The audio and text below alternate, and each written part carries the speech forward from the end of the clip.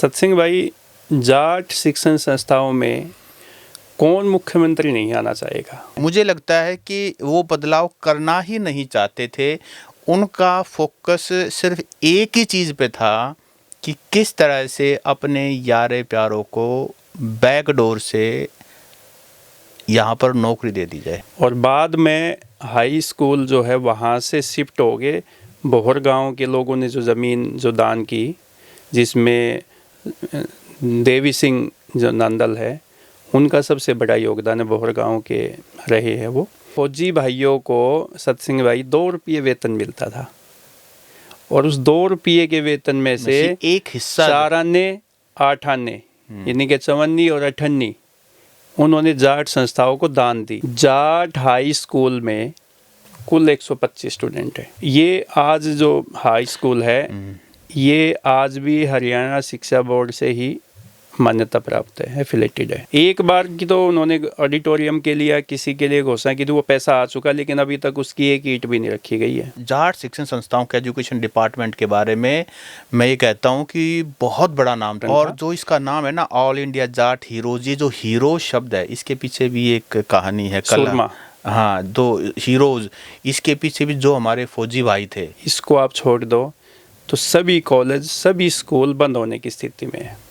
Funds नहीं है, सरकार सपोर्ट नहीं कर रही है, समाज के लोगों ने और भी मैनेजमेंट का तो कहना ही क्या। हरियाणा में जाट समाज ये मानिए कि 25, 27, 28% के करीब है। लेकिन इसमें ये नहीं है कि शिक्षा भी जाट समाज के लोगों को मिलेगी। और ऐसे शख्सियत यहाँ के अलुमनाई हैं कि मैं आप उनका नाम बताऊंगा तो आप भी हैरान रह जाएंगे। हरियाणा के मुख्यमंत्री नायब सिंह सैनी 31 जनवरी 2025 को, यानी कि शुक्रवार को, चौधरी छोटू राम के 144वें जन्मदिन पर रोहतक में आते हैं, और जाट कॉलेज के अंदर उनके प्रांगण में कार्यक्रम आयोजन होता है। बहुत सारी एक्सपेक्टेशंस होती हैं, लेकिन रिजल्ट क्या रहा ओपी जी? सत्सिंग भाई, जाट शिक्षण संस्थाओं में कौन मुख्यमंत्री नहीं आना चाहेगा?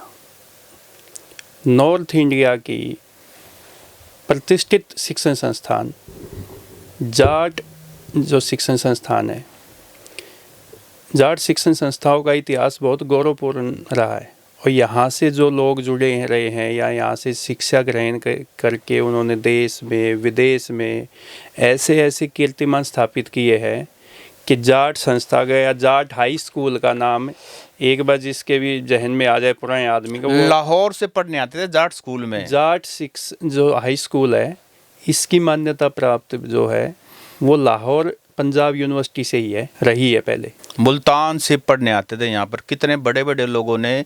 तो जाट शिक्षण संस्थाओं का इतिहास तो बहुत गौरवशाली है। तो यहाँ से जो मैसेज आता है ना सत्सिंग भाई, वो बहुत दूर तक जाता है। लेकिन अब नहीं, अब हालात बदल गए। अब क्या है, समय के साथ जैसे ना समाज के लोगों का लगाइए या जैसे मैनेजमेंट की बात कीजिए, जो मैनेजमेंट बनती रही है, उन्होंने अपने आप को समय के साथ बदलाव नहीं किया। ये भी एक कारण हो सकता है। मुझे लगता है कि वो बदलाव करना ही नहीं चाहते थे। उनका फोकस सिर्फ एक ही चीज़ पे था कि किस तरह से अपने यारे प्यारों को बैकडोर से यहाँ पर नौकरी दे दी जाए। यही आज जो हालात हो रखे हैं, आज Jat high school, Jat public school, 2 school चलते हैं वहाँ पे। कभी इन स्कूलों में एडमिशन लेने के लिए सिफारिशें लगती थी, और यहाँ से जो बच्चा हाई स्कूल की पढ़ाई करके चला गया तो वो सोचो कि वो सर्टिफिकेट मिल गया उसको सफलता का। ये मानिए कि कभी इसको कैम्ब्रिज स्कूल कहते थे इंडिया का या पंजाब का जी, और आज ये स्कूल बता रहे हैं बंद होने की कगार पे है। अपने अस्तित्व की लड़ाई लड़ रहा है जाट हाई स्कूल। मैं आपको थोड़ा सा एक बैक में लेके चलता हूँ कि जाट हाई स्कूल की स्थापना कैसे हुई। सत्सिंग भाई, जाट हाई स्कूल की स्थापना 1912 में हुई। 1911 में सोनीपत का एक बरौना गांव है, आपने सुना होगा। बरौना, हाँ, वहाँ पे जाट समाज के प्रबुद्ध लोगों की एक पंचायत हुई थी। महापंचायत कह सकते हैं उसको। और उस पंचायत में ये निर्णय लिया गया था कि रोहतक में एक हाई स्कूल की स्थापना की जाए 1911 में, 7 मार्च 1911 में ये पंचायत हुई थी। उसमें दैया खाप जो है उन्होंने उसका अगुवाई की थी, उस पंचायत की अध्यक्षता। तब ये निर्णय लिया कि जाट हाई स्कूल जो है वो रोहतक में खोला जाए। तो जाट हाई स्कूल की जो ओपनिंग हुई वो एक नीमों वाली कोठी होती थी पुराने शहर में, जहाँ पे आजकल पुराना सब्जी मंडी थाना है, वहाँ पे एक इस कोठी में हाई स्कूल जो है वो ओपन किया गया। और बाद में हाई स्कूल जो है वहाँ से शिफ्ट हो गए बोहर गांव के लोगों ने जो ज़मीन जो दान की, जिसमें देवी सिंह जो नंदल है उनका सबसे बड़ा योगदान है, बोहर गांव के रहे हैं वो। उन्होंने 22 एकड़ ज़मीन जो है संस्थाओं के नाम दान की है। वैसे और भी काफ़ी लोगों ने की, किसी ने आधा किला ज़मीन दी, किसी ने 4 किले दिए। देखो, जाट शिक्षण संस्थाओं को बनाने में लाखों लोगों का योगदान है और ऐसे जो सज्जन हैं जिनका सिर्फ एक ही ध्येय था और वो ध्येय ये था कि यहाँ पर एक ऐसे शिक्षण संस्थाएं हैं कि हमारे जो युवा पीढ़ी है वो यहाँ से पढ़ करके अपने परिवार का, गांव का, प्रदेश का, हमारी संस्कृति का नाम ऊंचा करे, देश विदेश में जाए। तो जाट हाई स्कूल जो है ना, पहले जाट वैदिक हाई स्कूल इसका नाम रखा था, एंग्लो वैदिक, जाट वैदिक हाई स्कूल। बाद में जब अंग्रेजी हुकूमत थी उस टाइम पे, तो अंग्रेजी हुकूमत के प्रेशर में आके, दबाव में आके इसका बाद में शायद नीड ऑफ द आर भी था, जरूरत भी थी, बिना अंग्रेजी पढ़ाई के। आज भी देखो, हम अपने बच्चों को कोई दबाव है हमारे ऊपर, हम अंग्रेजी मीडियम में पढ़ाते हैं। अंग्रेजी हुकूमत के दबाव के चलते Jat Anglo Sanskrit high school इसका नाम चेंज किया गया, जो आज जाट हाई स्कूल है। जी। और यहाँ इसमें जो सबसे, हाँ, जाट हाई स्कूल के जो पहले प्रिंसिपल, जो हाई स्कूल के जो हेडमास्टर थे, वो मास्टर बलदेव सिंह थे, जिन्होंने ये नींव रखी और यहाँ से स्कूल की स्थापना करके और इस स्कूल को आज एक वटवर्क्स के रूप में जाट शिक्षण संस्थाओं की पहचान होती है। अगर हम जाट शिक्षण संस्थाओं की बात कर रहे हैं तो हम एक बहुत बड़े वर्ग को नहीं भूल सकते, हमारे जो फौजी भाई थे, जो प्रथम विश्व युद्ध में बाहर लड़ने गए। जब उन्होंने यूरोप में जाकर के देखा कि कितना डेवलप्ड है, तो उन्होंने अपनी सैलरी में से कुछ हिस्सा यहाँ भेजा, चिट्ठियाँ भेजी। फौजी भाइयों को, सतसिंह भाई, 2 रुपये वेतन मिलता था और उस 2 रुपये के वेतन में से एक हिस्सा 4 आने 8 आने यानी कि 54 और 58 उन्होंने जाट संस्थाओं को दान दी। लेकिन ये बात भी हम कौन सी कर रहे हैं, प्रथम विश्व युद्ध की बात करें, आज से 100 साल से भी ज्यादा, 110 जिन लोगों के 110-12 जिन लोगों को वेतन नहीं था या जॉब नहीं थी, आर्थिक रूप से सक्षम नहीं थे, उन्होंने अनाज देते थे वो। तो समाज में उन लोगों का जो योगदान है इस शिक्षण संस्थाओं में खासकर, उसको कोई भुला ही नहीं सकता। भुला दिया? हाल देखो ना, यहाँ की मैनेजमेंट ने भुला ही नहीं दिया, तिरस्कार भी किया है। आज ये सोच के देखो, वो लोग जिन्होंने अपना इतना कुछ दिया इस संस्थान को, और सिर्फ ये एक समाज की बात नहीं है, जाटों ने दिया, पूरे समाज ने यहाँ पर योगदान दिया हुआ है। और आज अगर वो स्वर्ग लोक से देखते होंगे कि हमने क्या योगदान दिया, तो उन्होंने क्या बेड़ा कर दिया। देखो, जाट संस्थाओं में सतसिंह भाई, आप बिल्कुल, आपका गुस्सा जो आपकी बातों से मुझे दिख रहा है, ये गुस्सा आपका दिख रहा है, ये गुस्सा, ये हर उस व्यक्ति का गुस्सा है जो इन संस्थाओं का इतिहास जिसने पढ़ा है, जिन्होंने देखा है, या जो अपने बुजुर्गों से सुन रहा है कि भाई उनके दादा ने, उनके पिताजी ने जाट संस्थाओं के बारे में जो उनको बताई है वो बातें, वो जो भी बच्चा आज ये सुन रहा होगा ना, ये अपना जो पॉडकास्ट में जो इंटरव्यू हम आप जो डिस्कस कर रहे हैं, मैं कह रहा हूँ वो हर एक बच्चा या हर एक युवा उसका गुस्सा आ रहा होगा इस बात को। क्यों?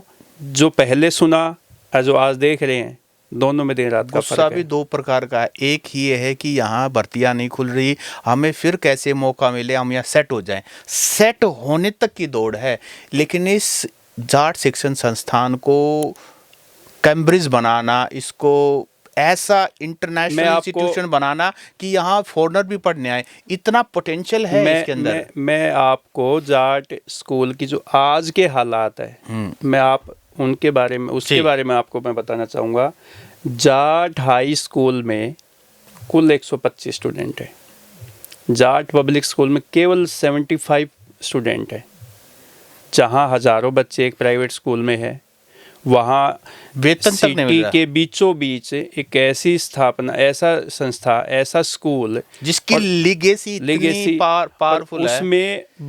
उसमें समाज के लोग अपने बच्चों को दाखिला तक नहीं दिलवा रहे।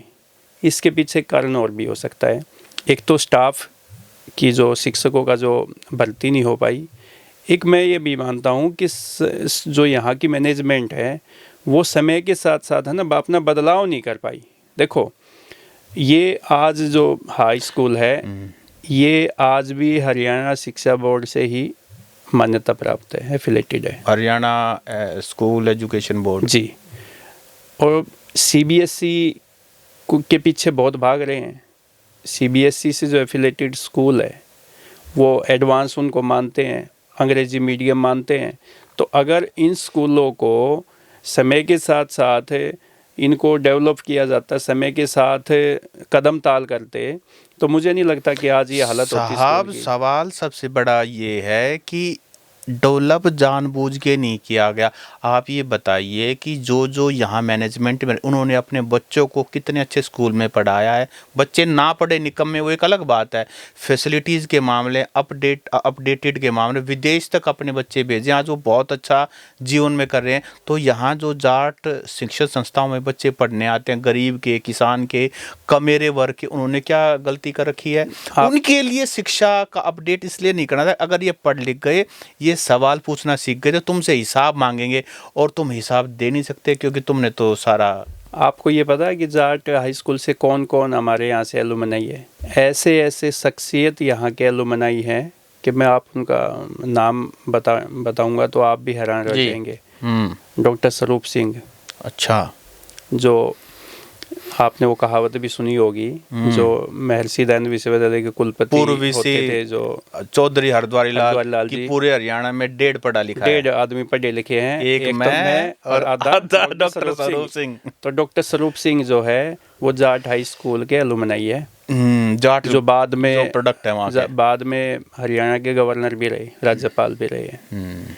उनके बाद मैं बात करूँगा प्रोफेसर शेर सिंह, पूर्व केंद्रीय मंत्री, बड़ा नाम था प्रोफेसर शेर सिंह।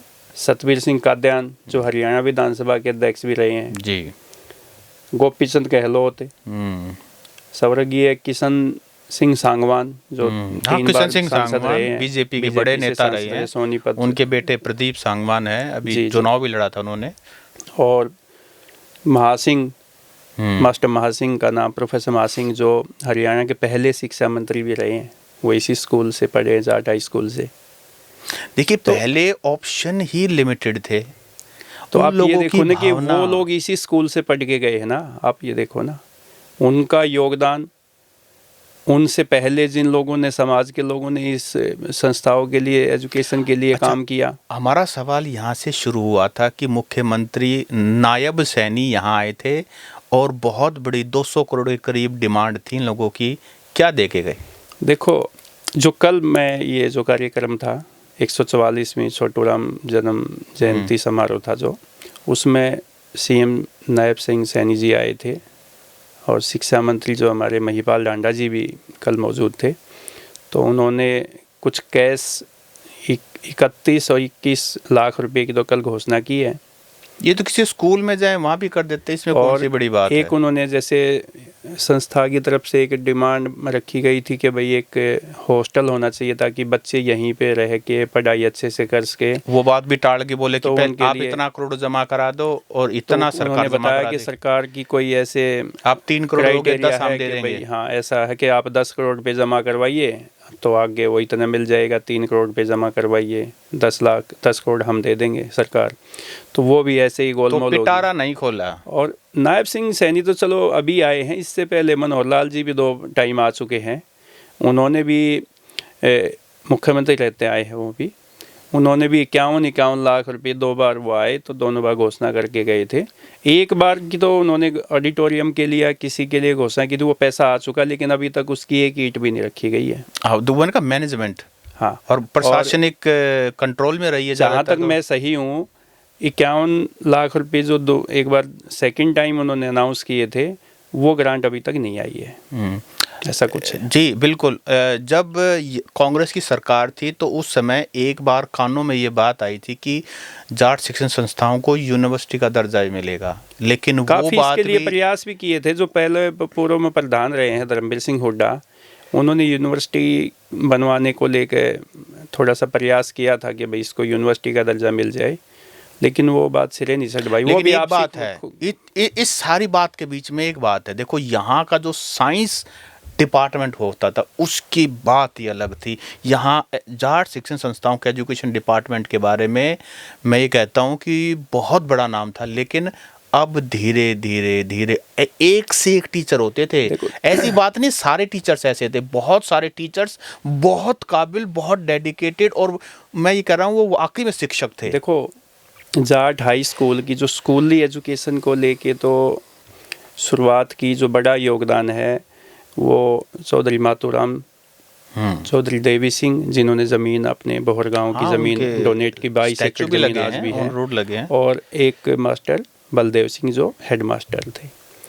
और उनके बाद स्कूल जब यहाँ स्थापित हो गया था 1912 में, उसके बाद दीनबंधु चौधरी छोटू राम जो है वो जाट संस्थाओं में सक्रिय हुए और उन्होंने उच्च शिक्षा को बढ़ावा देने के लिए काफ़ी प्रयास किए।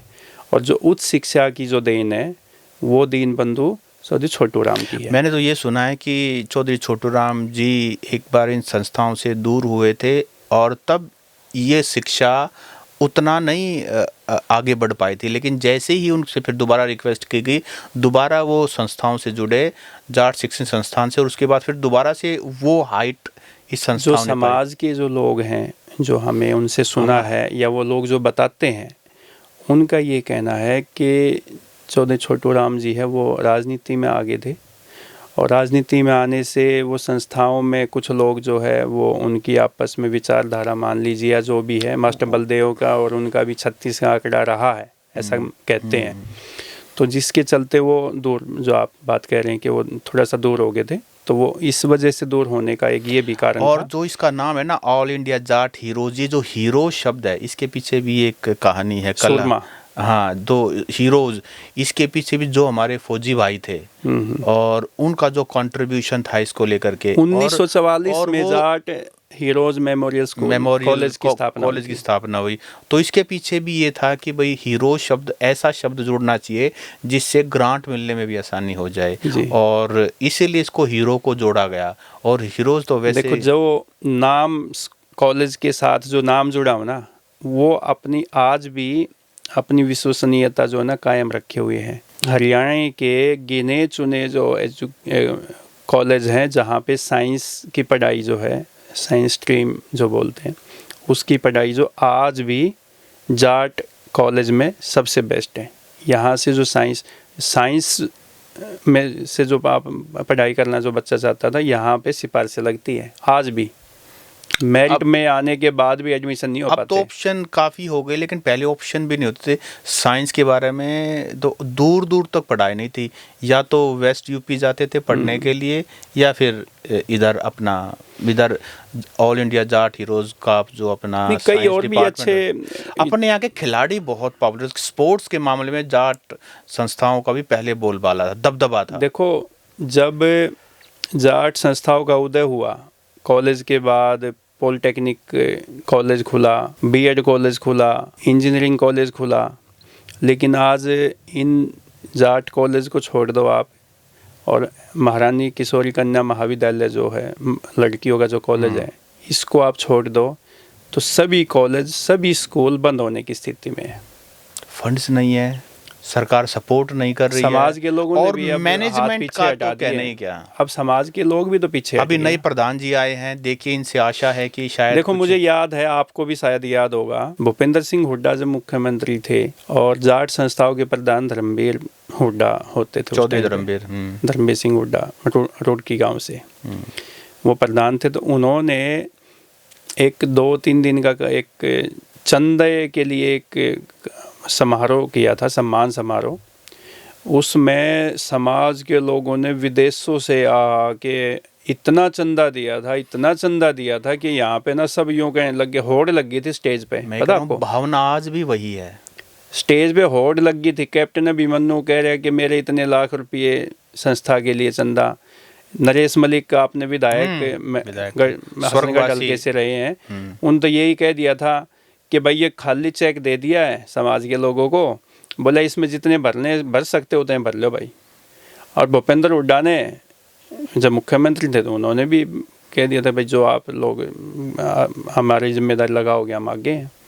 तो चंदा देने के लिए पहले लोग बहुत आते थे, अब मुझे नहीं लगता। एक तो ये क्या है कि मैनेजमेंट नहीं बन पाई थी लंबे समय से। लोगों का कॉन्फिडेंस भी शेक हुआ इतने लंबे समय से, चीज़ों को देखते हुए, अव्यवस्था को देखते हुए कॉन्फिडेंस भी शेक हुआ। अदरवाइज हरियाणा में जाट समाज ये मानिए कि 25, 27, 28% के करीब है। हरियाणा की 50% एग्रीकल्चर लैंड इनके पास है, और तब इनकी संस्थाओं का ये हाल है। तो सतसिंह भाई, अगर इन जाट संस्थाओं का गौरव वापिस हासिल करना है तो समाज के लोगों को भी आगे आना पड़ेगा, और मैनेजमेंट को भी पूरी ईमानदारी और जिम्मेदारी के साथ, जैसे वो लोग जो पहले जो संस्थाओं के जो लोग जो इसके वो पिलर रहे हैं, जो वो बगैर निस्वार्थ भाव से जो काम करते थे, अपना सब कुछ जो उनके पास होता था वो संस्थाओं के लिए अर्पित कर देते थे, समर्पण कर देते थे हर चीज़ का, कि ये भाई हमारी चीज़ नहीं है, ये संस्था की। देवी सिंह नांदल जैसे, मास्टर बलदेव सिंह जैसे, चौधरी मातूराम, चौधरी छोटू राम, मतलब अगर ऐसे नाम लेना, छाजू राम का नाम तो हम भूल ही गए। चौधरी छाजू राम कितना सेठ छाजू राम उनका नाम, उन्होंने जैसे तो सेठ बोलते थे। उस समय कितना चौधरी छाजू राम लांबा अपने भिवानी से। जी, उनका तो बहुत बड़ा योगदान है। दान उनको तो सेठ ही था नाम, उनका जो सेठ ही रखा इस गया। मामले, शिक्षा के मामले, इवन चौधरी छोटू राम की एजुकेशन को स्पॉन्सर करने वाले चौधरी छाजू राम थे, तो उनका नाम हमसे भूलवश रह गया। तो उनका तो बहुत बड़ा योगदान है। मैं कह रहा हूँ अगर इन संस्थाओं को वापिस गौरवशाली बनाना है, इन संस्थाओं का कि हमारे समाज के, देखो वैसे तो जाट शिक्षण संस्थाओं है, नाम तो जाट शिक्षण संस्थाएं हैं, लेकिन इसमें जो बच्चे एजुकेशन ले रहे हैं, शिक्षा ग्रहण कर रहे हैं, वो तो सभी समाज के लोग कर रहे हैं ना। यहाँ तो ऐसा कुछ है नहीं कि भाई हम केवल जाट समाज के बच्चों को एडमिशन देंगे। ये तो सबके लिए दरवाजे हैं, इसमें तो कोई, ठीक है ये संस्थाएं हैं, समाज के लोगों ने अपने योगदान से इनको आगे बढ़ाया, स्थापित किया, इंफ्रास्ट्रक्चर बनाया, लेकिन इसमें ये नहीं है कि शिक्षा भी जाट समाज के लोगों को मिलेगी। और सेवाएं दोनों में कोई भी आए, जो भी काबिल हो, सभी के लिए। तो ये तो हम सब की जिम्मेदारी बनती है, समाज के हर वर्ग की जिम्मेदारी बनती है कि जो शिक्षण संस्थाएं हैं उनमें अपना जितना उनसे संभव हो पाए वो अपना योगदान दे।